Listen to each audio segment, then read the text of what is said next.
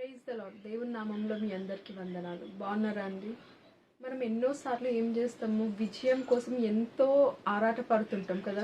కొన్నిసార్లు ఏమవుతుంది, మనం ఎంత ట్రై చేసినా మన లైఫ్లో ఏం చేయాలనుకున్నా కూడా మనం విజయం పొందుకోలేని సిచ్యువేషన్లో ఉంటాము.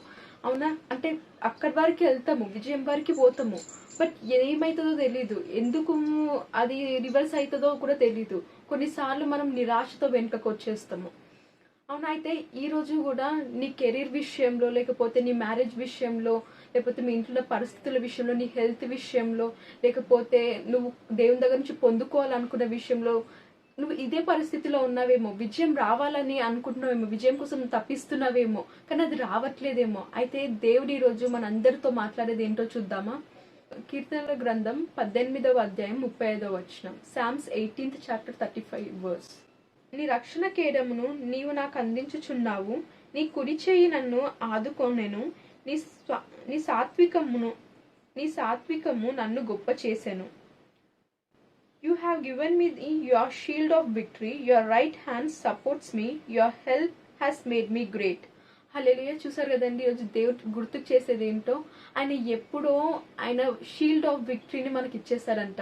మనం దేవునిలో ఉంటే మనము విక్టరీ కోసము, విజయం కోసం తప్పించాల్సిన అవసరం లేదు, మనం విజయం కోసం పరిగెత్తాల్సిన అవసరం లేదు. విజయమే మన వెంట పరిగెడుతుంది. ఎందుకంటే మనము యేసుక్రీస్తులో ఉన్నాము. యేసుక్రీస్తులో ఉన్నామంటే ఎప్పుడో యేసుక్రీస్తు మన కోసము త్యాగం, మన కోసం బలి అయినప్పుడు ఎప్పుడో అన్నిటికీ కూడా ఆయన పేడ్, మనకు కావాల్సిన అన్నిటికైనా రుణం చెల్లించేశాడంట. మనకి విక్టరీ కూడా అదే, ఆ లిస్ట్ లో విక్టరీ కూడా ఉంది మనకి. కానీ నువ్వు అనుకోవచ్చు, ఎందుకు సిస్టర్ మీరు అన్నారు బాగానే ఉంది, విక్టరీ ఆ లిస్ట్ లోనే ఉంది, విక్టరీ మనం దేవునిలో ఉంటే విక్టరీ మనకే రావాలి అని. కానీ నేను ఎందుకు ఆ విక్టరీ పొందుకోలేకపోతున్నాను అని నువ్వు అనుకోవచ్చు. అయితే ఈరోజు దేవుడు చెప్తున్నది ఏంటంటే, ఆ విక్టరీ నీకు కనిపించట్లేదు, కానీ నీ బ్యాక్గ్రౌండ్ లో, మన బ్యాక్గ్రౌండ్ లో కొన్నిసార్లు ఎన్నో జరుగుతుంటాయి మన ఫ్యూచర్ బెటర్నెస్ కోసము. అవునా? అది మనకు కనిపించదు, మనకు ఓన్లీ ఆ నెగిటివ్నెస్ మాత్రమే కనిపిస్తుంది. కానీ దేవుడు ఎన్నో గొప్ప కార్యాలు మన చుట్టూ చేస్తారంట, మన బ్యాక్గ్రౌండ్ లో చేస్తుంటారంట. ఈరోజు దేవుడు అదే గుర్తుకు చేస్తున్నారు. మీ కొరకు ఆయన చేస్తున్నట్టు, మీ కొరకు ఎన్నో చేయబోతుండంట. మనం చేయాల్సింది ఒకటే, విశ్వసించాలి. మనం నమ్మమంటున్నారు దేవుడు ఈరోజు. మనం నమ్ముదాము, విశ్వసిద్దాము, ఆ విక్టరీ ఏందో మనం అందరం పొందుకుందాం.